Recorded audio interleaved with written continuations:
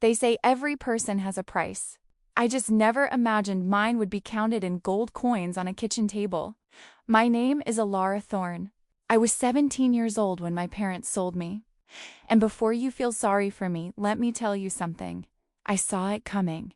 I saw it in the way my mother, Moran, stopped looking me in the eyes. In the way my father, Declan, started counting on his fingers when he thought I wasn't watching, calculating something I couldn't quite understand. We lived in a village so small it didn't even have a name on the maps. Just a collection of crooked houses at the edge of the Blackwood Forest, where the fog never quite lifted and the trees grew so close together that sunlight had to fight to reach the ground. My father was a timber merchant, or at least that's what he called himself. The truth was, he was a gambler who occasionally sold wood. My mother was a seamstress who'd forgotten how to smile somewhere between her third miscarriage and the realization that she'd married the wrong man. And me? I was the inconvenient daughter who ate too much and dreamed too big. I remember the exact moment I understood what was happening. It was a Tuesday morning in October. The kind of morning where the cold seeps into your bones and makes you wonder if summer was just a dream you had once. There was a knock at the door. 3 sharp raps that made the windows rattle. My father opened it, and there he stood. The man in black. He was tall. Unnaturally tall. The kind of tall that made our doorway look like a child's toy. He wore a coat that seemed to drink in the light around it, and his face ... His face was the kind you'd forget the moment you looked away. Not ugly, not handsome. Just forgettable in a way that felt deliberate. My father greeted him with a voice I'd never heard before. Bright, cheerful, desperate. He welcomed the gentleman inside like he was greeting royalty. The man in black stepped inside. He didn't speak. He just surveyed our house with eyes that calculated worth in milliseconds. The leaking roof. The empty shelves. The pile of debt notices my father kept under a loose floorboard. My mother appeared from the back room. She'd put on her good dress, the blue one she saved for church. That's when my stomach dropped. She called my name, and her voice cracked on it like thin ice. She told me to come there, to come to her. I walked over slowly. My bare feet were cold against the wooden floor. The man in black looked at me then. Really looked at me. His eyes were gray. Not blue-gray or green-gray, just gray, like stone, like smoke, like nothing. He circled me once. I felt like livestock at a market. Then he spoke, and his voice was surprisingly soft. He said I would do. That's all. Just that I would do. My father laughed, actually laughed. A sound filled with relief and something darker. He praised me like I was a horse he was selling. Told the man I was strong, healthy, had never been sick a day in my life. The man in black reached into his coat and pulled out a leather pouch. He set it on our kitchen table and it landed with a heavy thunk that I felt in my chest. He untied the string and gold coins spilled out. Real gold. The kind that shimmered even in our dark house. More money than my father would see in 3 lifetimes. My mother gasped, actually gasped, like she'd just witnessed a miracle. I watched my father's hands tremble as he reached for the coins. He picked one up, bit it, tested its weight. Then he looked at the man in black and said, without looking at me, without any hesitation, that I would have a better life, that they would too. That was it. That was my goodbye. I remember thinking very clearly, very calmly, oh, this is what it feels like to be worthless. The man in black told us the carriage was waiting. When I asked if he meant now, immediately, he confirmed it with a single word. Now. I looked at my mother. She was staring at the gold, just staring at it, her eyes wet but not crying. Not quite crying. I spoke her name. Called her mama, like I was a child again. She finally looked at me and asked if I would write to them when I was settled. Write to them. As if I was going off to finishing school. As if I hadn't just been sold like a horse or a bolt of fabric. I didn't answer. I walked to my room, packed the few things I owned into a cloth sack. A spare dress, a book I'd stolen from the church library, a ribbon my grandmother gave me before she died. When I came back, my father was counting the coins, over and over, like he couldn't quite believe they were real. The man in black gestured toward the door and told me it was time. I walked outside. The carriage was black, like his coat. Black horses, black wheels, black curtains covering the windows. Of course it was. I climbed inside without help. The interior smelled like leather and something else. Something sweet and wrong, like flowers left too long in a vase. The man in black closed the door. Through the small window, I could see my parents standing in the doorway. My mother raised her hand, a small wave. My father just stood there clutching his gold. And then we were moving. I've thought about that carriage ride 1,000 times since. Every bump in the road, every turn, every moment I could have screamed for help but didn't. The driver never looked back. I could only see the back of his head through the small window that separated us. He wore a gray cap pulled low, and his shoulders were hunched in a way that made him look older than time itself. But I could feel his eyes on me. In the mirrors on the sides of the carriage, watching, waiting. I tried to see where we were going, but the curtains were thick, and what little light came through showed me only trees. Endless trees. We were heading deeper into the Blackwood Forest, where even the hunters didn't venture. At first, I cried. I'm not proud of that, but it's the truth. I cried like a child, pressing my face into my hands, trying to muffle the sound. But then something shifted inside me. Maybe it was rage. Maybe it was survival. Maybe they're the same thing. I stopped crying. I wiped my face, and I started planning. I counted the turns. Left, right, right, left. I memorized the rhythm of the wheels on different surfaces. Cobblestone, dirt, gravel. I tested the door handle. Locked, of course.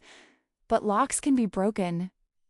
I took off my shoe and wedged the heel into the crack of the door, trying to pry it open.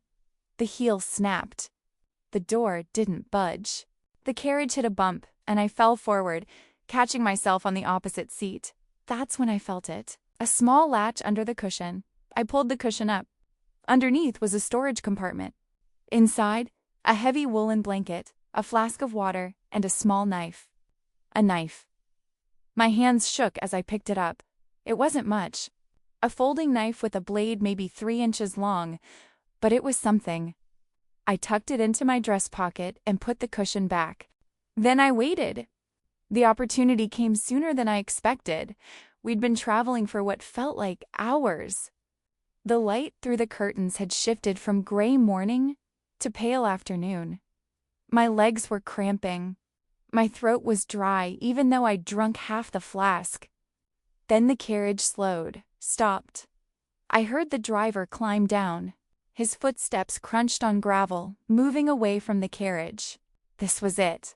I grabbed the knife, flipped it open, and went to work on the door lock.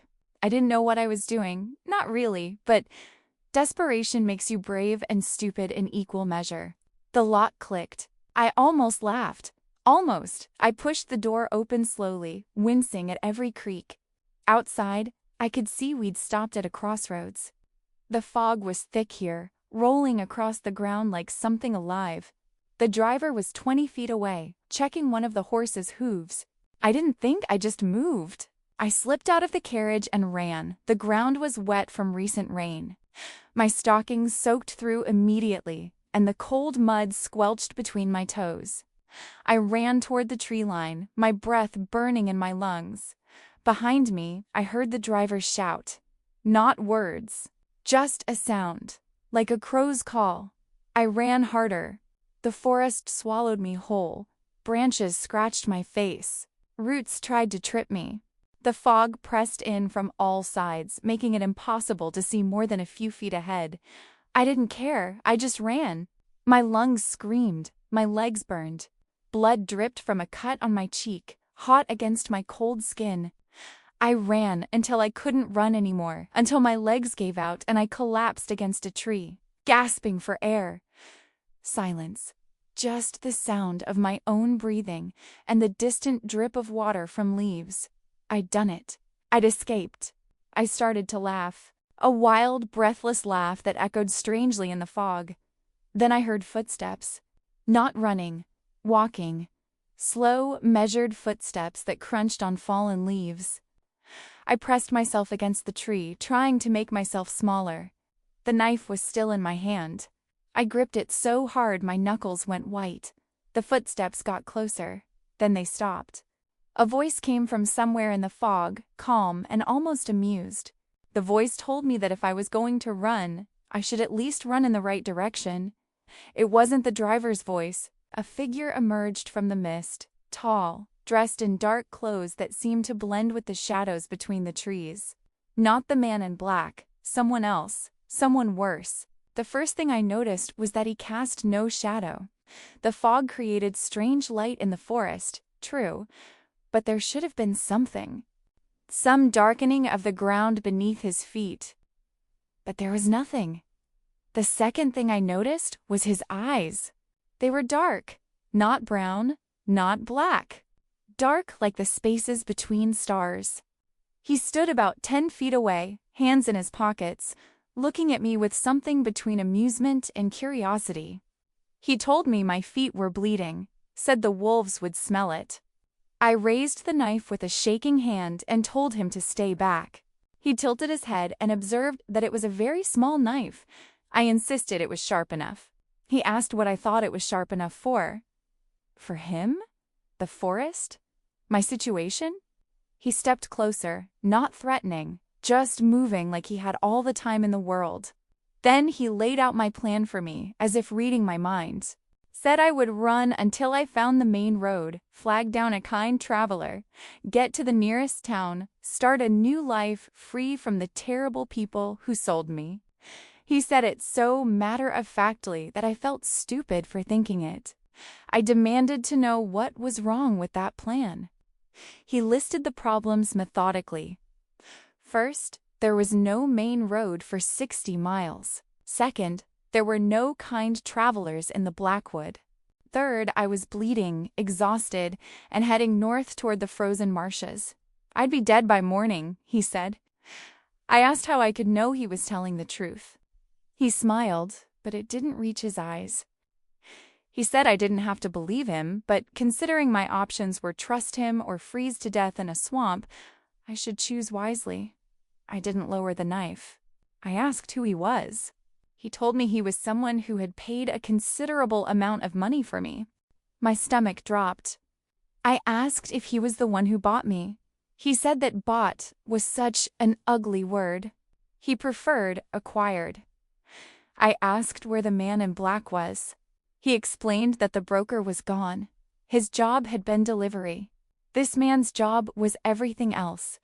I told him I wouldn't go with him. He shrugged and said I could stay in the forest if I preferred. But I should understand that when night fell, things would come out of these woods that made him look positively friendly. He turned as if to leave and told me the choice was mine. It always had been. I found myself calling out for him to wait, hating myself for it. He stopped, glanced back over his shoulder.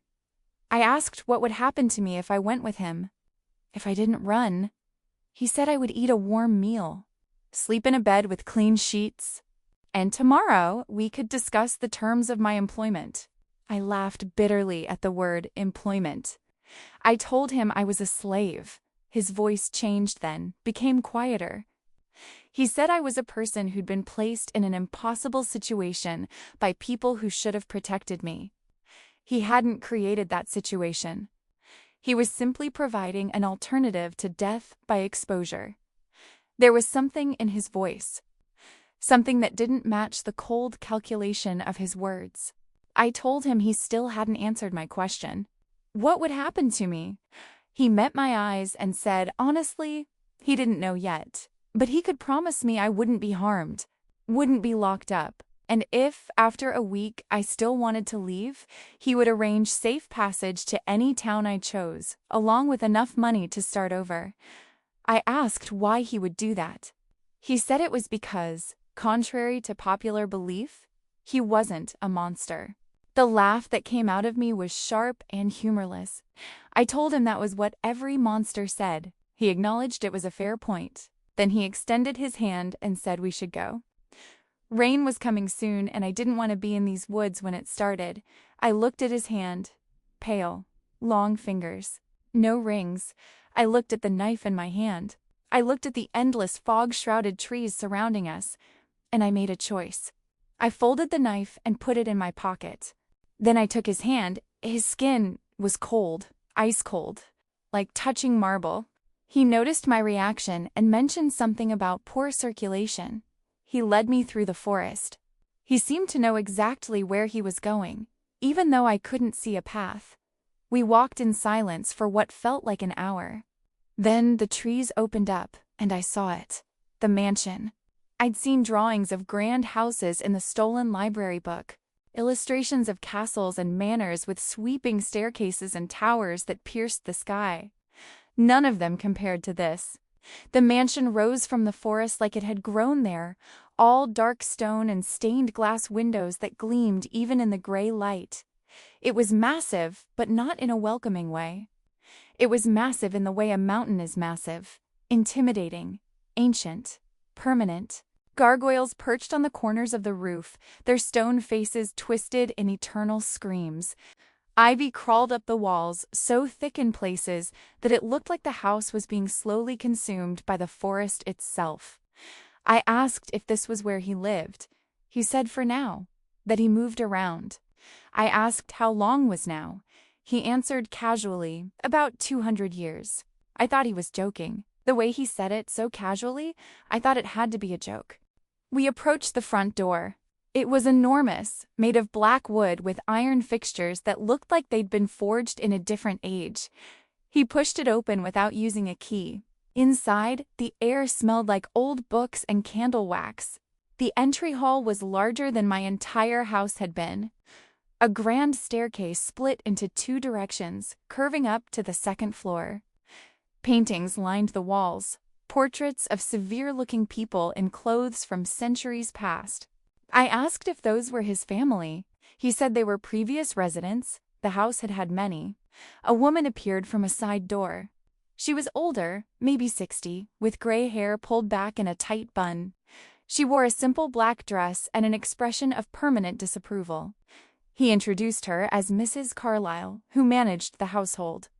Mrs. Carlyle looked me up and down with the kind of look that could curdle milk.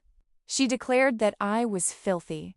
He calmly explained that I'd been through the forest and asked her to prepare a bath and find clean clothes.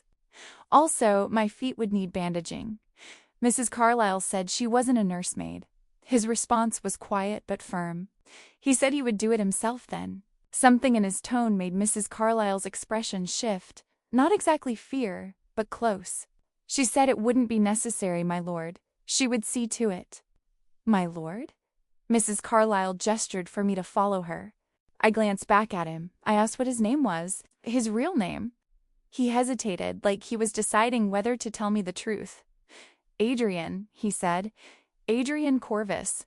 I repeated his name, then asked what I should call him. My lord? Master? He said Adrian would do. I asked what he was. Really? He smiled that strange, cold smile and told me to have my bath first. Then we would talk. Murs. Carlyle led me away, up the grand staircase and down a long corridor lit by candles and wool sconces. The flames didn't flicker, even though I could feel a draft. She opened a door to a bedroom that was 3 times the size of the room I'd shared with my parents. A 4-poster bed dominated the space, draped in dark burgundy fabric. Windows overlooked the forest, the glass so clean it looked like there was nothing there at all. She pointed to another door and said the bathing room was through there. There were clothes in the wardrobe. They might not fit perfectly, but they would do for now. I asked whose room this had been. She told me it was mine now. That was all that mattered. Then she gave me a word of advice. She said I shouldn't ask too many questions, shouldn't wander at night, and whatever I did, I should not go into the West Wing. I asked why not. Her answer was simple, because that's where he slept. She left, closing the door behind her.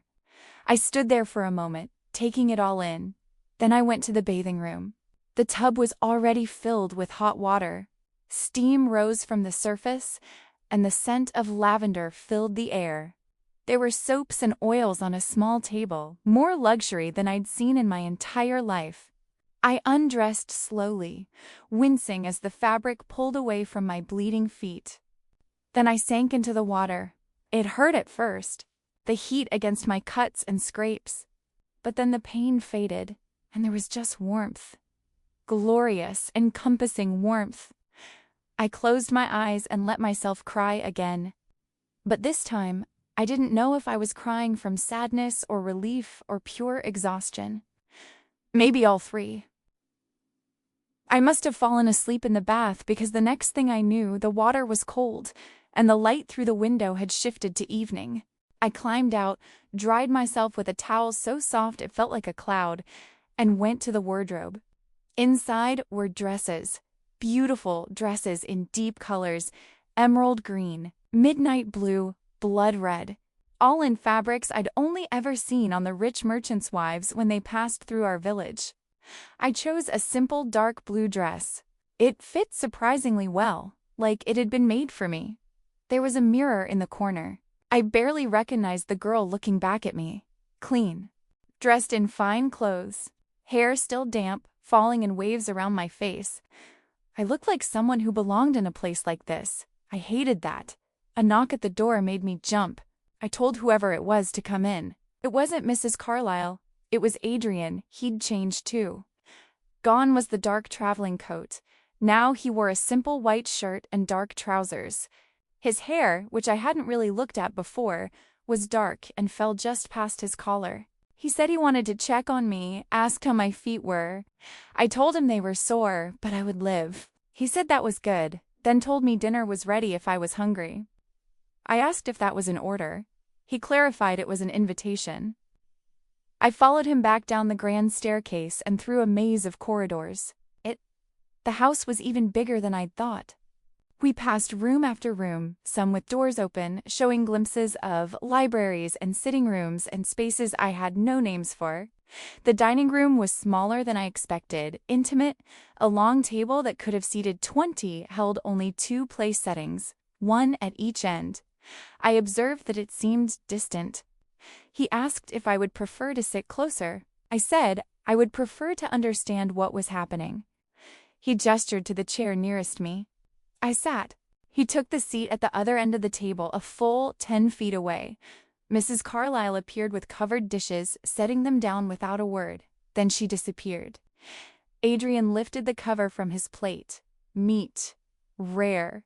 So rare it was almost bleeding. I lifted mine. Roasted chicken, vegetables, bread, normal food. I pointed out that we weren't eating the same thing. He explained he had specific dietary requirements. I cut into the chicken. It was perfectly cooked. I took a bite. It was the best thing I'd ever tasted. I reminded him that he'd said we would talk. So I wanted to talk. What was I doing here? What did he want from me? He turned the question back to me. What did I think he wanted? I said I didn't know. Labor? Company? Something worse? He spoke slowly, deliberately. He said he wanted me to live there without fear, to have food, shelter, safety. In exchange, he asked only that I not try to leave at night. I asked if that was it. That was the catch. He confirmed it. I told him I didn't believe him. He said he wouldn't either in my position. But time would prove him honest or a liar. Until then, I should eat, rest, explore the house if I liked. The library was particularly extensive. I mentioned that I wasn't allowed in the West Wing. He asked if Mrs. Carlyle had told me that. I confirmed she had. He suggested I respect that boundary. Then he asked if there was anything else I needed. Books? Writing materials? Music? I said I needed answers. What was he? Why did he live alone in this enormous house? Why did he buy me? He told me those were complicated questions with complicated answers. I said I had time. He studied me across the length of the table and observed that no one had ever told me I was remarkably calm for someone in my situation. I corrected him. I wasn't calm. I was terrified. I was just good at hiding it, and he called it an admirable skill, then stood. He said he would leave me to finish my meal in peace. If I needed anything, I should ring the bell. Someone would come. I called out for him to wait, asked if he was just leaving, if that was it. He said I wanted answers, but I wasn't ready to hear them. Not tonight. Tonight, I needed rest. He moved toward the door, then paused and said my name. It was the first time he'd said it. Alara. He told me the house was mine to explore. Every room except the west wing, every book, every piano, every window seat. I should treat it as my home, because for now it was. Then he was gone. I finished eating alone. The food turned to ash in my mouth. The next morning, I woke to sunlight streaming through the windows. Actual sunlight. For a moment, I forgot where I was. Then memory crashed back like cold water. There was a knock. Mrs. Carlyle entered with a breakfast tray before I could answer. She announced it was morning and that she'd brought fresh bread, jam, and tea. Lord Adrian said I was to eat and then do as I pleased. I asked where he was. She said he was in his chambers. He didn't rise before noon. She left before I could ask more questions. I ate the breakfast. It was like everything else, perfect. Then I did what any rational person would do. I went exploring. The house revealed itself slowly. The library was on the second floor, and it was exactly as promised. Extensive. Books lined the walls from floor to ceiling. Ladders on rails allowed access to the highest shelves. There were books in languages I recognized, and many I didn't. I pulled one down at random. The History of the Blood Moon Wars. Copyright dated 1623. I pulled another. On the Nature of Immortal Beings. Another. A collection of Romanian folk tales. A pattern was emerging. I spent hours in that library pulling books, reading passages. Each one added a piece to a puzzle I didn't want to complete. But the puzzle was completing itself anyway. The sitting room on the third floor had paintings, more portraits, but these were different. The same face appeared in several of them. A face I recognized. Adrian. In one painting, he wore clothes from what looked like the Renaissance. In another, from a century earlier. In another, from a century before that. Either he had ancestors who looked exactly like him, or ... I didn't want to think about the awe. The music room was on the first floor, behind a door I'd walked past twice without noticing. Inside was a piano. A beautiful, grand piano with keys that gleamed like teeth. Sheet music sat on the stand. A piece called Nocturne for the Eternal Night. I sat down and pressed a single key. The note rang out pure and clear, echoing in the empty room. A voice asked if I played. I jumped, nearly falling off the bench. Adrian stood in the doorway. I hadn't heard him approach. In the afternoon light, he looked different. Paler. The shadows under his eyes were more pronounced. I said a little. My grandmother had taught me before she died. He asked me to play something for him. I protested that I wasn't very good. He said he hadn't asked if I was good. He'd asked me to play. I placed my fingers on the keys and played the only piece I knew by heart. A simple folk song my grandmother used to hum while she sewed. My fingers stumbled over the notes. It had been years, but I made it through. When I finished, silence filled the room. Adrian said quietly that it was beautiful. Imperfect, but beautiful. I reminded him that I'd told him I wasn't good. He said perfection was overrated. The imperfections were what made it real. He moved to the piano standing beside me and asked if he could play. I slid over on the bench. He sat down and placed his hands on the keys. Then he played. I can't describe it. The music that came from that piano was unlike anything I'd ever heard. It was sad and beautiful and haunting all at once. It felt like memory, like longing, like something ancient trying to remember what it was like to be human. I closed my eyes and let it wash over me. When he finished, I opened my eyes to find him looking at me. I whispered, asking what that was. He said it was something he'd written a long time ago. I asked how long. He said, 200 years. Give or take a decade. There it was. The truth. laid out like a card on a table. I said he wasn't human. It wasn't a question. He confirmed it with a single word. No. I asked what he was. He stood from the bench and walked to the window. He said there were 100 names in 100 languages: Strigoi, Nosferatu, Vampire, Aepir. In English, I would call him a vampire. The word hung in the air between us like smoke. I should have run, should have screamed, should have done anything except sit there and ask him to prove it. He turned to face me and asked if I wanted proof. I said yes. He crossed the room in a blur. One moment he was by the window, the next he was standing directly in front of me. I hadn't even seen him move. He called it Exhibit 1, Supernatural Speed.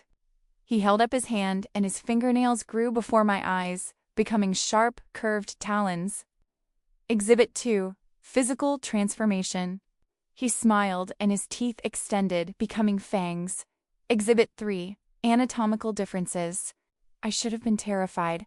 I was terrified. But I was also fascinated. I asked if he was going to kill me.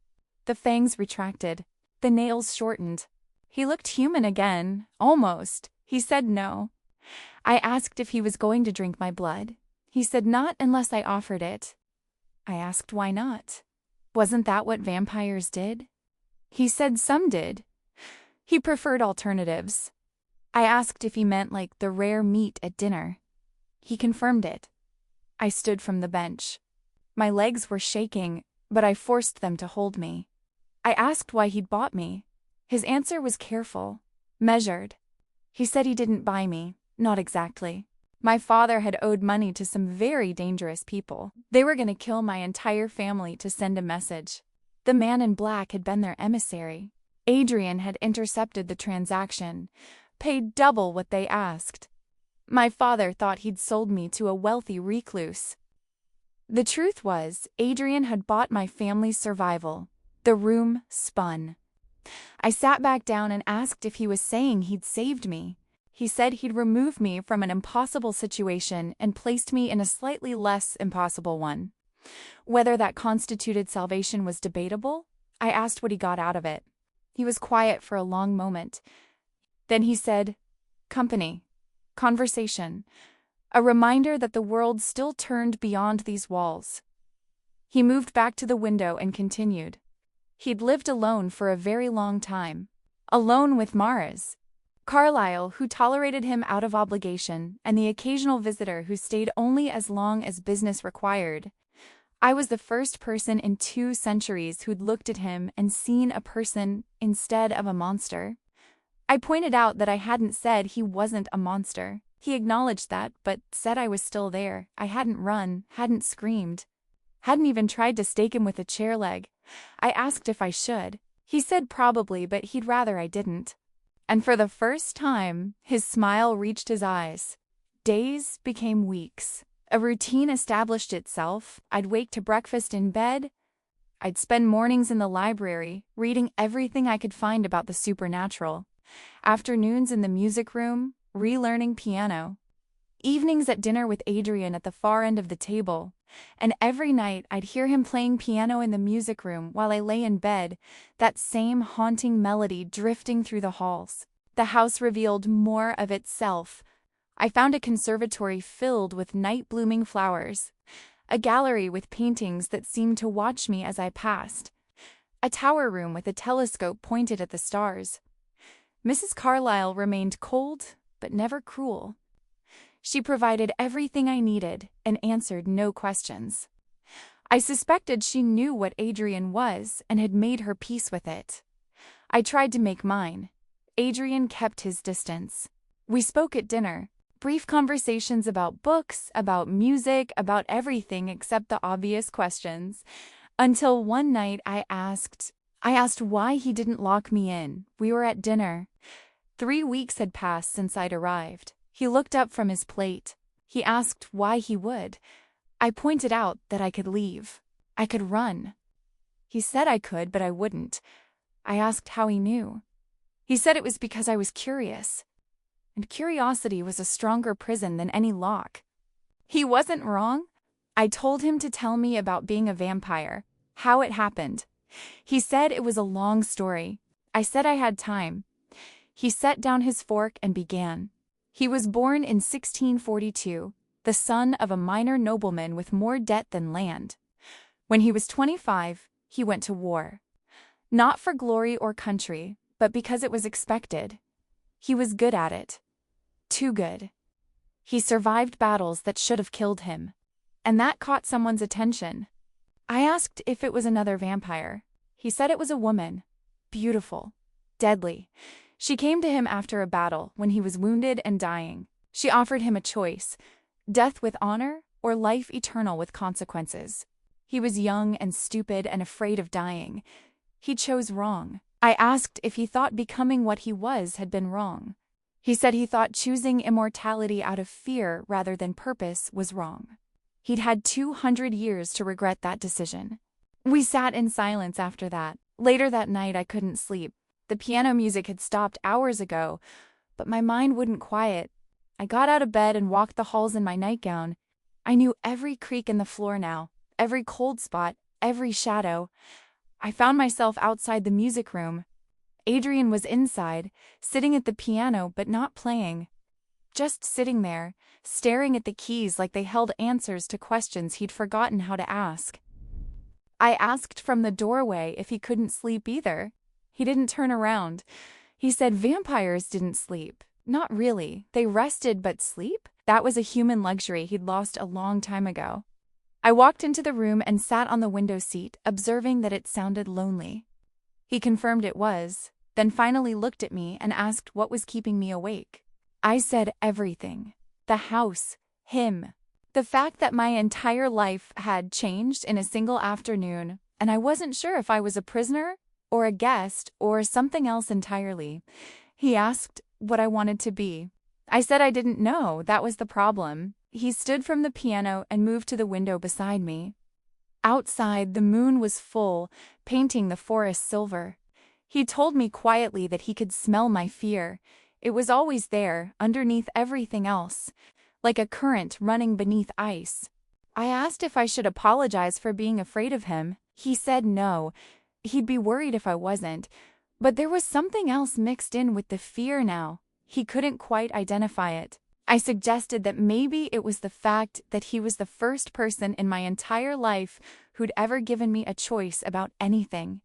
He looked at me then, really looked at me. He asked if my parents had never given me choices. I explained that my parents gave me orders disguised as suggestions. The village gave me expectations disguised as opportunities. Everyone I'd ever known told me who I should be and what I should want. He was the first person who'd ask me what I actually thought. He said that was a remarkably low bar. I said that yet? Here we were. Something shifted between us in that moment. Some invisible line that had kept us at a distance began to blur. I asked him to play for me. That song he always played at night. The one that sounded like heartbreak. He said it was heartbreak, but all right. He returned to the piano. I stayed on the window seat, tucking my knees under my chin. He played, and I closed my eyes and let the music fill me. When he finished, I opened my eyes to find him watching me. I asked why he played it every night. He said it was because some things needed to be remembered, even if remembering hurts. I asked what he was remembering. He said he was remembering what it felt like to be human, what it felt like to hope, what it felt like to believe that love was possible. The word hung in the air. I said he'd loved someone. He confirmed it. Once. A very long time ago. She died. They always did, he added. That was the curse of immortality. You watched everyone you cared about turn to dust while you remained unchanged. Eventually, you stopped getting close to people. It hurt less. I asked if that was why he lived alone. He said yes. I asked then why he'd brought me there. He explained that 2 centuries of solitude made you do foolish things, like believing you might be able to connect with someone without losing them. He stood and told me to go to bed. Dawn was coming, and he needed to retire to his chambers before the sun rose. I asked if sunlight killed him. He said no, but it was deeply unpleasant, like having needles pushed through your skin. He moved toward the door, then paused and thanked me. I asked for what? He said for not being afraid to ask questions, for treating him like he was something more than the monster in the dark. Then he was gone, and I was alone with the moonlight and the echo of piano keys. Everything changed the night I cut my hand. It was stupid, really. I was in the library, reaching for a book on a high shelf, and I slipped. I grabbed at the shelf to steady myself, and my palm dragged across the rough edge of the wood. Blood welled up immediately, a deep cut across the lifeline. I wrapped it in my skirt and went looking for Mrs. Carlyle. I found her in the kitchen, preparing Adrian's evening meal. I told her I needed bandages and showed her the cut. She took one look at my hand and her face went pale. She said Lord Adrian was awake. I needed to leave. Now. I started to say it was just a cut, but she cut me off. She said I didn't understand. He could smell blood from anywhere in the house. I needed to go to my room and lock the door. I started to protest that he wouldn't hurt me, but that's when Adrian appeared in the kitchen doorway. He stopped dead. His eyes went immediately to my hand, to the blood dripping onto the floor, and his entire face changed. His eyes turned black. Completely black. His lips pulled back from his teeth, revealing fangs longer than I'd ever seen them. He looked like what he was. A predator. A killer. He told me to go. His voice was wrong. Deeper. Strained. He said I should go to my room. Now. I ran. I heard him behind me. Not following, but struggling. I heard something crash. Heard him make a sound that was half awe, half agony. I made it to my room and slammed the door. My hands shook as I turned the lock. Then I heard him outside my door. He said my name. His voice was still wrong. He apologized. Said he couldn't control it. The blood. He couldn't control himself. I told him to breathe. Just breathe. He said he didn't breathe. Psst. A thud against the door, like he'd slumped against it. He told me to go to the bathroom. Wash the cut. Bandage it. Don't come out until he was gone. I asked if he was going to hurt me. Silence. Then he said he was trying very hard not to. I did what he said. I went to the bathroom, washed the cut thoroughly, bandaged it with strips torn from a towel. My hands wouldn't stop shaking. When I came back out, he was gone. I didn't see him for 3 days. Mrs. Carlyle brought my meals. She didn't speak except to say that he'd locked himself in the West Wing. He wouldn't come out until he was certain he could control himself around me. On the 3rd day, I'd had enough. I marched to the West Wing, Mersey. Carlyle had told me not to go there, but Mrs. Carlyle wasn't my keeper. The door to the West Wing was massive and locked. I knocked. I called his name and said I knew he was in there. I told him to open the door. Nothing. I said I wasn't afraid of him. Well, I was, but I'd been afraid before, and I wasn't more afraid now, if that made sense. I told him to just open the door. Still nothing. I said fine. I would wait there. I had nowhere else to be. I sat down with my back against the door. I waited for an hour, then 2, then 3. Finally, I heard the lock click. The door opened inward and I nearly fell backward. Adrian stood there, looking worse than I'd ever seen him. His skin was almost gray. The shadows under his eyes looked like bruises. He said I should hate him. I said probably, but I didn't. He said he'd almost killed me. I pointed out that he didn't. He locked himself away instead. He said that wasn't good enough. He'd lost control. Did I understand what that meant? For 200 years, he'd maintained control. He'd fed on animals, on stored blood, on anything except humans. And I cut my hand and he nearly ... He turned away. I wasn't safe there. He wasn't safe for me. I asked what he planned to do. Lock himself in there forever? He said if that was what it took. I stood up and told him that was the most ridiculous thing I'd ever heard. He started to protest, but I interrupted him. I told him to listen to me. He wasn't a monster for having instincts, wasn't evil for feeling hunger. He was only a monster if he gave in to it. And he didn't. He fought it. He won. He said that was this time. But what about next time? What if next time he wasn't strong enough? I said then we would figure it out. Together. He looked at me like I'd lost my mind. He asked why. Why would I stay after seeing what he really was? I said it was because he wasn't just what he was. He was also who he was. And who he was someone who locked himself away to keep me safe. Someone who bought my freedom even though it cost him. Someone who played sad piano music every night because he was trying to remember what it felt like to be human. I took a step closer. He wasn't the monster in this story. My parents were the monsters. The world that made them desperate enough to sell me was the monster. He was just a person trying to survive in a world that wasn't made for him. He insisted he wasn't a person. He was a thing that used to be a person. I asked then why he still cared, why he still tried, why he played music and collected books and lived in this beautiful house if he was just a thing. He had no answer for that.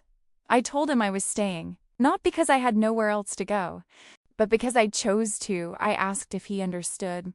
I was choosing this. I was choosing him. The words hung between us, bigger than I'd meant them to be, meaning more than I'd intended. His expression cracked, just for a moment, just enough for me to see the loneliness underneath. He said softly that I was very foolish. I said I'd been told that before. He said I was also very brave. I said that was new. He reached out slowly, like he was afraid I'd flinch away. His cold fingers brushed my cheek. He said he didn't deserve my kindness. I told him good thing I wasn't asking his permission. He almost smiled. He asked how my hand was. I said it was healing and held it up, showing him the bandage.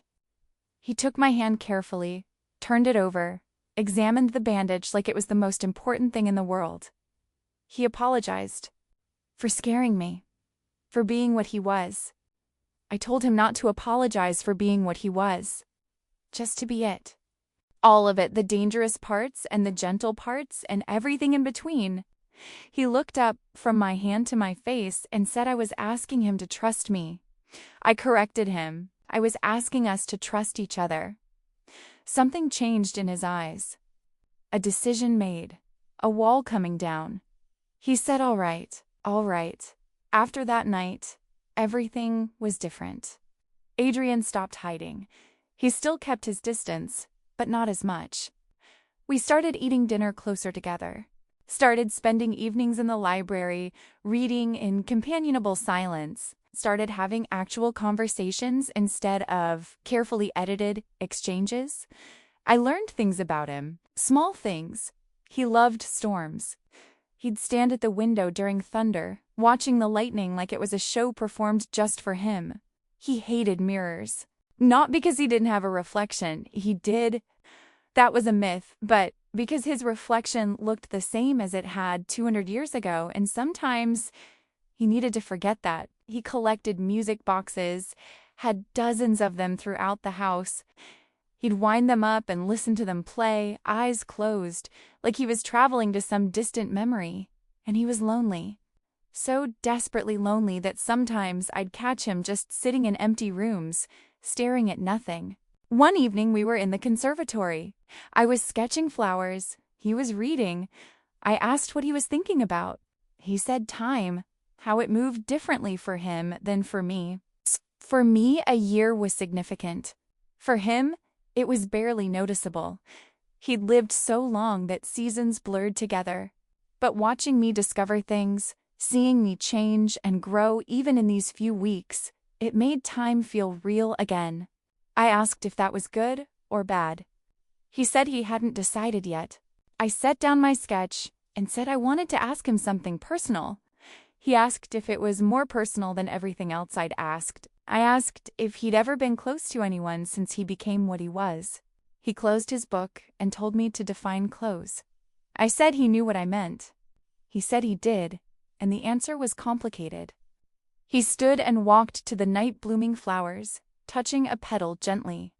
He said he'd had companions over the years, people he'd cared for, but always with the knowledge that they would age and die while he remained the same.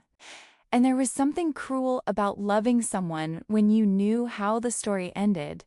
I asked if he'd just stopped trying. He said he'd stopped inflicting himself on people who deserved better. I said that was sad. He said it was practical. I said it was lonely. He didn't argue with that. I stood and walked over to him. I asked what if someone chose to be with him knowing all of that? Knowing about the time difference and the eternal life and all of it, would that change things? He looked down at me and asked if this was a hypothetical question. I asked if it mattered. He said yes, because if it wasn't hypothetical, then he needed to be very clear about something. He cupped my face in his cold hands. I was 17 years old. I had my entire life ahead of me. A normal life, with normal love and normal happiness. He couldn't offer me that. He could only offer me complications and darkness and a love that would never let me go, even when I wanted it to. I said he was assuming I wanted normal. He said I should want normal. I told him I didn't. I placed my hands over his. I said I saw him, not the vampire, not the immortal creature, not the monster in the dark. I saw him, the person who played sad music and collected books and tried so hard to be good even when everything in his nature told him to be otherwise. That was who I saw. He started to say my name, but I continued. I told him I knew what I was saying. I knew what I was choosing. And I chose this. I chose this. I chose him. He closed his eyes, like my words caused physical pain. He said I didn't know what I was asking for. I told him to show me. He opened his eyes. They were dark and infinite and full of centuries of longing. He said quietly that if he kissed me, there was no going back. Did I understand? This connection between us would become something real and permanent and dangerous. I said I understood. He asked if I still wanted this. I told him I'd never wanted anything more in my entire life. He kissed me. It wasn't like the kisses I'd imagined as a girl, reading romance in stolen books. It was cold and warm at the same time, gentle and desperate. Like he was trying to memorize me, to pour 200 years of loneliness into a single moment. When we broke apart, we were both trembling. He whispered against my forehead that this was a terrible idea. I said probably. He said I was going to break his heart. I asked how. He was immortal. He said that was exactly how. I would leave, one way or another. They always did. I pulled back to look at him and told him to let me stay then, for as long as I could. Let me be there with him. Let me choose him every single day until I couldn't anymore. His expression broke open, all the walls he'd built over 2 centuries crumbling in an instant. He said he couldn't believe I was real. I said I couldn't believe he was. We stood there in the conservatory, surrounded by night-blooming flowers, and for the first time since I'd arrived, I wasn't afraid. I was home. We had 3 weeks of happiness. 3 weeks of evenings spent reading together, my head on his shoulder. Of him teaching me to play more complex pieces on the piano, his cold hands guiding mine over the keys. Of conversations that lasted until dawn, about everything and nothing. 3 weeks of falling in love with an impossible man who'd lived impossible lifetimes. And then the messengers came. I was in the library when I heard the commotion. Voices downstairs, shouting Mrs. Carlyle's sharp tone cutting through. I ran to the landing and looked down. 3 men stood in the entry hall. They wore the colors of the King's Guard, swords at their hips, official-looking papers in their hands. Adrian stood at the bottom of the stairs, blocking their path. He insisted I wasn't there. The tallest guard, a man with a scar across his cheek and eyes like chips of ice, said they had witnesses who said otherwise. He announced they were looking for Alara Thorne, daughter of Declan and Marin Thorne, purchased unlawfully and held against her will. Adrian said I wasn't being held against my will. The guard said then he should produce me, and they would ask me themselves. Adrian's jaw tightened. He knew I was listening. I could feel him trying to decide what to do. I made the decision for him. I announced my presence and walked down the stairs. All eyes turned to me. The guards looked surprised, like they'd expected to find me locked in a dungeon, not dressed in fine clothes and walking freely. The scarred guard asked if I was Miss Thorne. I confirmed I was. He said they'd come to escort me home. My father had petitioned the crown for my return. I almost laughed. I said my father had sold me. The guard explained that my father claimed he'd been tricked, that the gold he'd received was cursed and turned to ash, that the transaction was fraudulent and therefore void. So that was it. The gold had been enchanted, probably by Adrian, knowing what my father would do with it. And now my father wanted me back, probably to sell me to someone else. I told them I wasn't going anywhere. The guard frowned and said I might not understand the situation. I said I understood perfectly. My father sold me because he was in debt. Lord Adrian paid that debt and gave me a home. I had no desire to return to people who saw me as currency. He said, nevertheless, the law was clear. A minor could not consent to such an arrangement.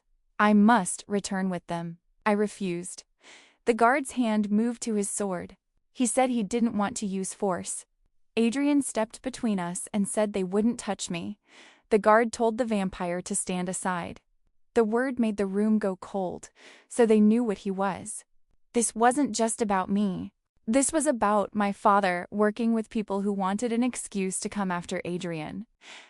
Adrian said quietly that they knew what he was. Then they knew what he was capable of. The guard said that harboring a human against her will was grounds for execution, even for his kind. Adrian pointed out that I'd just told them I wasn't there against my will. The guard said the testimony of a minor was not sufficient. They had orders. He drew his sword. The other two followed suit. He told Adrian to stand aside or they would move him. I felt Adrian's power fill the room. The temperature dropped 10 degrees in an instant. The candles flickered. Shadows lengthened and moved. I called out his name and told him not to do this. They were just following orders. He said orders that would take me from him. I insisted I wouldn't let them. I would go with them peacefully, tell them the truth, make them understand. He asked if I thought they cared about the truth. They cared about the law. And the law said I belonged to my parents until I came of age. The guard said we were leaving, now. He stepped forward. Adrian moved faster than thought. One moment he was beside me. The next, he had the guard by the throat, lifting him off the ground. I shouted his name, begging him to stop. Adrian said in that wrong, monstrous voice that they would not take me. They would leave this house and tell whoever sent them that Alara Thorne was under his protection. Anyone who tried to take me would face consequences. The other guards rushed forward. Adrian dropped the first guard and turned on them. What happened next was a blur.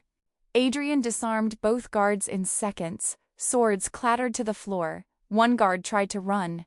Adrian appeared in front of him, blocking the door. I begged him to please stop. This would only make things worse.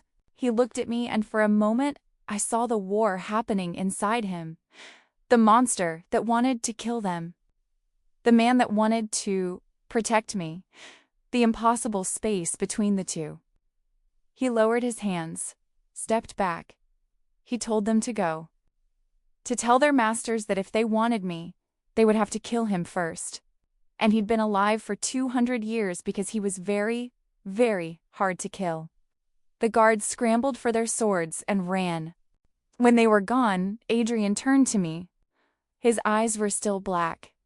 He said they would come back, with more men, with weapons designed to kill vampires, with orders to take me by force. I asked what we should do. He said he didn't know. For the first time since I'd met him, Adrian looked afraid. They came back the next night. Not 3 guards. 20. I watched from the window as they surrounded the house. They had torches, silver weapons, stakes, holy water. Every tool in the vampire hunting arsenal. I said we needed to run. Adrian stood beside me, looking down at the small army below. He asked where. He'd lived in this house for 200 years. He'd built a life there, such as it was. If he ran, he'd be hunted forever, and I would be labeled a traitor for running with him. I said I didn't care. He said I should. They weren't playing games. They would kill him and drag me back in chains if they had to. I said then we would fight. He looked at me and said he would fight. I would run. I told him absolutely not. He took my hands and told me to listen. He could survive this. Maybe. But only if he wasn't worried about protecting me. I needed to leave. Now. There was a passage in the library that led to the forest. I should follow the river west for 2 miles. There was a village. People there who would hide me. I asked what would happen then. Would I live without him? Pretend this never happened? He said I should just live. That was all that mattered. I said not without him, it wasn't. From below, a voice shouted. It announced that by order of the king, Adrian Corvus was commanded to release Alara Thorn and surrender himself for judgment. Adrian closed his eyes and said he'd known this day would come eventually. He'd lived too long, drawn too much attention. Someone was bound to decide he was a problem. I said this was my fault. If I hadn't come there, he interrupted. He said then he'd still be alone, still playing piano in empty rooms, waiting for time to swallow him whole. I'd given him something he thought he'd lost forever. Hope. He kissed my forehead. That was worth dying for. I told him not to dare play the martyr. He said he wasn't playing anything. He was being practical. One of us needed to survive this, and it was going to be me. The voice shouted again, giving him 1 minute to comply or they would enter by force. Adrian told me to go. Please, let him do this one good thing before the end. I looked at him. At this impossible man who'd bought my freedom, given me shelter, showed me kindness when kindness was supposed to be impossible for creatures like him. And I made a choice. I said no. He started to say my name, but I cut him off. I said no again. If he fought, I fought. If he ran, I ran. If he died, I died. That was how this worked now. He said I was being absurd. I corrected him. I was being loyal. There was a difference. I grabbed his face and made him look at me. He'd spent 200 years alone because he was afraid of losing people. Well, guess what? He'd found me, and I wasn't leaving. So he could either accept that and let me stand with him, or he could lock me in the cellar and hope I forgave him later. Something in his expression shifted, softened. He said I was the most stubborn person he'd ever met. I said I'd learned from the best. Outside, the guards started chanting a countdown, giving us final seconds to comply. Adrian looked at the window, then back at me. He said slowly that if we did this, if we fought them, there was no going back. He would have to break the vow he'd kept for 2 centuries. He would have to become the monster they thought he was. I said he wasn't a monster for protecting himself, for protecting us. The voice outside shouted, 30 seconds. Adrian's hand found mine. He said he'd tried so hard to be good, to be better than his nature. I said he had been. But sometimes being good meant being fierce, being dangerous, being willing to fight for the things that mattered. The voice shouted 20 seconds. He asked what mattered to me. I said this, us, the future we could have if we survived. 10 seconds. He squeezed my hand and said he loved me. He needed me to know that. In 200 years, he'd never said those words to anyone, but he was saying them to me now. Tears streamed down my face. I told him I loved him too. 5 seconds. He said, then we should show them that some things were worth breaking vows for. His eyes turned black. The front door exploded inward. What happened next I can barely describe. Adrian moved like shadow and lightning combined. He was everywhere and nowhere, disarming guards, throwing them back, moving too fast for human eyes to follow. But they kept coming. Silver blades cut through the air. One caught his shoulder. He hissed in pain, stumbled, recovered. I grabbed a broken chair leg and swung at a guard trying to come up the stairs, connected with his head. He went down. Mrs. Carlyle appeared with a shotgun, of all things. She shouted at them to get away from her employer and fired. 2 guards dropped. The house became a war zone. Furniture broken, windows shattered, paintings slashed. 2 centuries of careful preservation destroyed in minutes. Adrian fought like a demon, but there were too many. A guard grabbed me from behind. I screamed. Adrian spun, saw me struggling, and something in him snapped. The darkness around him became tangible, real. It spread through the room like living smoke, and everyone stopped moving. Adrian's voice came out wrong, deeper, older, like it came from somewhere beneath the earth. He said he'd warned them. He'd warned them not to touch me. Darkness surged forward. Guards screamed. I couldn't see what it was doing to them, but the sounds were terrible. Then Adrian collapsed. The darkness vanished. The guards who could still move ran. The ones who couldn't lay where they'd fallen. I ran to Adrian. He was gray. Blood, his blood, pooled beneath him from a dozen wounds. I chanted no over and over, trying to apply pressure to the worst cut. I told him not to dare die on me. His eyes flickered open, still black. He said my name. I told him I was there. I was right there. He asked if they'd hurt me. I said no. He'd saved me. He'd saved us both. He said good and coughed. Blood bubbled at his lips. Not human blood. His blood. Dark and strange. He told me to listen. In his chambers, West Wing, there was a box, red velvet. Inside was, I interrupted and told him not to talk like this was goodbye. He said inside was a vial, his blood. From before he turned, it could heal wounds, make me stronger, give me time. I said I didn't want time, I wanted him. His hand found mine. He said I could have both, but I needed to drink it. Now, before he lost the strength to tell me how. I said I didn't understand. He told me to trust him. Please, one last time. I looked at Mrs. Carlyle, who'd knelt beside us. She nodded grimly. I ran to the West Wing, found his chambers, found the box. Inside, a vial of dark red liquid that seemed to pulse with its own heartbeat. I ran back. Adrian was worse. His skin looked translucent. He whispered for me to open it. I did. He told me to drink. I started to protest, but he insisted. He told me to drink, and then give him my wrist. I drank.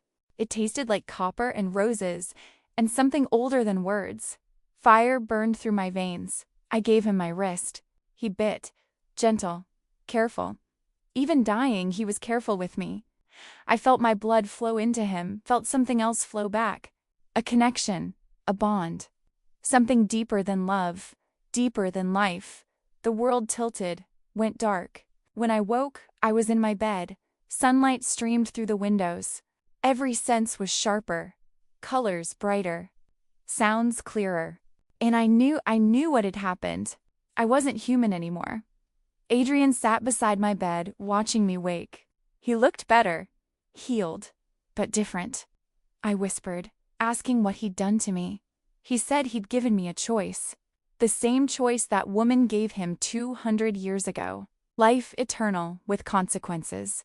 I sat up. I felt strange. Powerful. Hungry. I asked if he'd turned me. He said not entirely. Not unless I wanted to be. What I drank, what we shared, it was a half measure. I wasn't vampire, not human, something in between. I would age, but slowly. I'd be stronger, faster, but not supernatural. I'd need blood, but only occasionally. And if I wanted to reverse it, there was still time. A few weeks at most. I looked at my hands. They looked the same but felt different. I asked about the guards. He said they were gone. Those who could walk fled. The others, ... He paused. He didn't kill them, but they would carry scars. I asked about my parents. He said they'd been arrested for fraud and human trafficking. The gold turning to ash had provided convenient proof. They wouldn't bother me again. I processed this slowly. My entire life had changed in a single night. Again, I told him he should have asked me first. He said I was dying. He didn't have time. I said I was serious. He should have asked. He said I was right. He was sorry. If I wanted to reverse it, he would help me. He'd give me enough money to start a new life anywhere I wanted. He would. I kissed him, cut off his apology mid-sentence. When I pulled back, he looked stunned. I said I wasn't leaving. I wasn't reversing this. I was choosing him. Again. Always. He asked if I was sure, even though he'd bound me to darkness. I corrected him. He'd bound me to him. And yes, even though that meant darkness and danger and complicated immortality. Because the alternative, a normal life without him, sounded like hell. He pulled me close. I could feel his heartbeat. Slow, steady, immortal. He whispered that he didn't deserve me. I told him good thing I wasn't asking his permission. We stayed like that for a long time. Two impossible people who'd found each other against all odds. Later, Mrs. Carlyle brought tea and looked at me with something almost like approval. She said I was welcome to the family. Such as it was. I agreed. Such as it was. 6 months later, I stood at the window of the music room, watching snow fall over the Blackwood Forest. I'd made my choice. I'd kept the transformation. I was something new now. Something between human and vampire. I aged, but slowly. I needed blood, but not often. I could walk in sunlight without pain, though it tired me. And I was happy. Adrian came up behind me, wrapped his arms around my waist. He asked what I was thinking. I said that 6 months ago, I was a girl being sold at a kitchen table. And now, I was this, whatever this was. He suggested extraordinary. I said I was going to say complicated, but I'd take extraordinary. He kissed my neck and asked if I had any regrets. I thought about it. Really thought about it. I said slowly that my parents had sold me. They saw me as a problem to be solved, a burden to be lifted, and I hated them for it. Part of me still did. He asked, but I said, but if they hadn't, if none of that had happened, I wouldn't be there. With him, I wouldn't have found this impossible love, this impossible life. I turned in his arms. So no regrets. Not one. He asked if I felt that way, even though I would watch everyone I knew age and die while I remained young. I said I didn't like most of them anyway. He laughed. The sound still surprised me. He laughed so rarely. I asked him to play for me. We went to the piano. He played the sad song, the one about heartbreak and memory. But this time, when he finished, he started something new, something bright and complex and beautiful. I asked what it was. He said it was something he was writing, about beginnings, about second chances. He smiled at me, about a girl who refused to be afraid of monsters. I said I was terrified. He said I stayed anyway. That was the difference. I sat beside him on the bench. He started playing again, and I joined in, our hands moving together over the keys. Outside, the snow fell. Inside, we made music. And somewhere in the space between human and monster, between mortal and immortal, between what I was and what I'd become, I found something I never expected. I found home. Not in the house. Not in the safety or the luxury or the escape from my old life. In him. In us. In the choice we made every single day to love each other despite the impossibility of it all. My name is Alara Thorne. I was 17 years old when my parents sold me. I was 17 years old when I met a vampire who taught me that love has no price.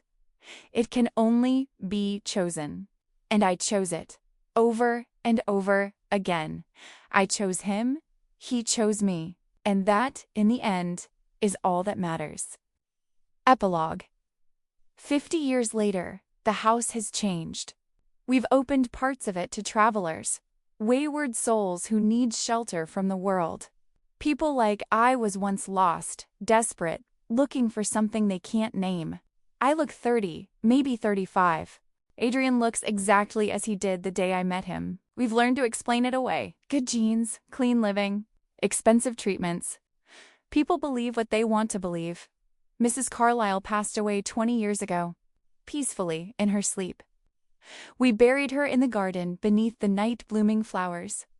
Sometimes I still hear her sharp voice echoing through the halls, scolding us for tracking mud on the clean floors. We've had visitors over the years.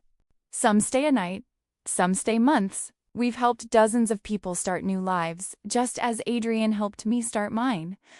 But tonight, the house is quiet, just us. I find him in the music room, as always, playing that same song, the one about heartbreak and memory. But now, when he plays it, it doesn't sound as sad. It sounds like something that was lost and then found again. I say from the doorway that it's been 50 years. He looks up, smiles.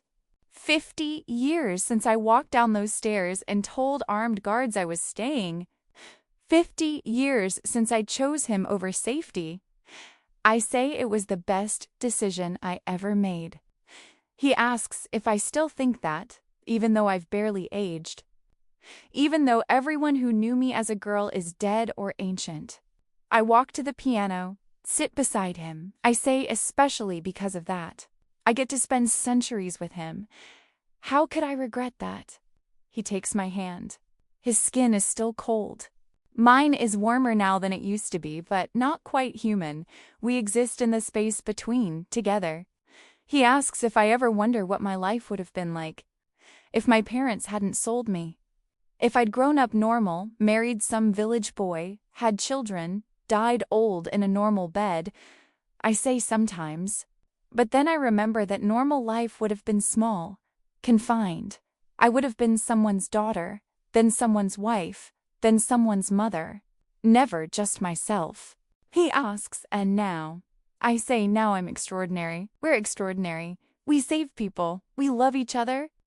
We exist in a story that most people think is just a fairy tale. I lean my head on his shoulder. That's better than normal any day. He kisses the top of my head and tells me he loves me. I say, I know. He's only told me about 10,000 times. He says he'll tell me 10,000 more. We sit in comfortable silence. Through the window I can see the moon rising over the forest. The same forest where I ran, terrified, so long ago. The same forest where Adrian found me and offered me a choice. I ask quietly if he thinks that somewhere out there's another girl being sold. Another monster who's trying to be good. Another impossible love waiting to happen. He says probably.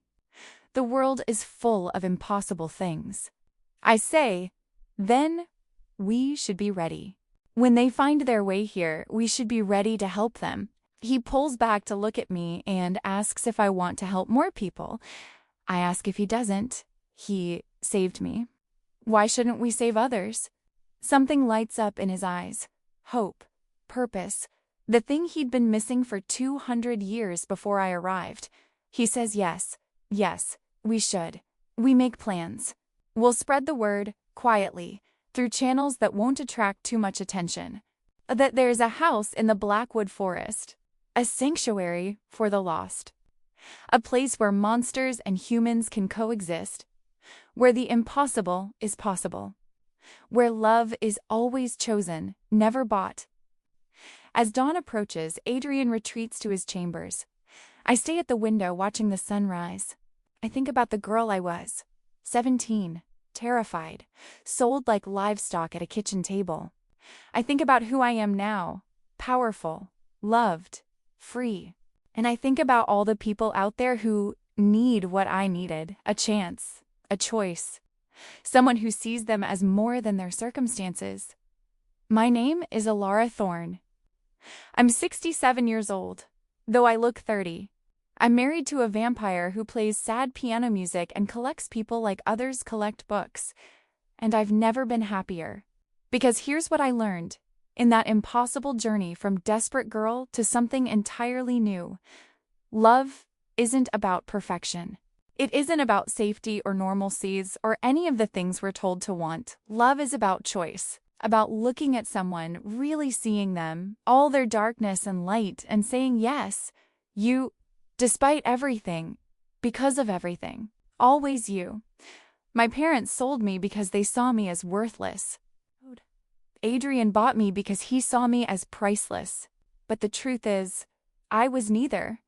I was just a person who needed a chance to become who I was meant to be.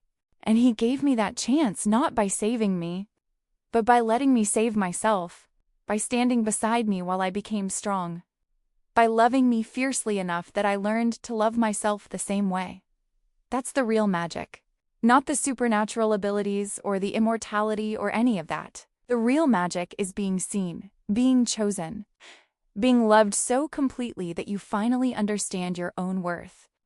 I turn from the window. The house stretches around me, full of rooms and possibilities and futures we haven't lived yet. Adrian is waiting for me in his chambers. The night is over, but we have thousands more ahead of us. I walk through the halls, my footsteps echoing on marble floors. Past the library where I first learned what he was. Past the music room where we first kissed. Past the grand staircase where I declared I was staying. Every room holds a memory. Every corner a moment when we chose each other, and we'll keep choosing. Every day, every year, every century we're given. Because that's what love is. Not a transaction. Not a debt paid or a bargain made, just a choice. Made freely. Made fiercely. Made forever. My name is Alara Thorne. Once upon a time, I was sold, but I was never bought. I was chosen. And that made all the difference. The end.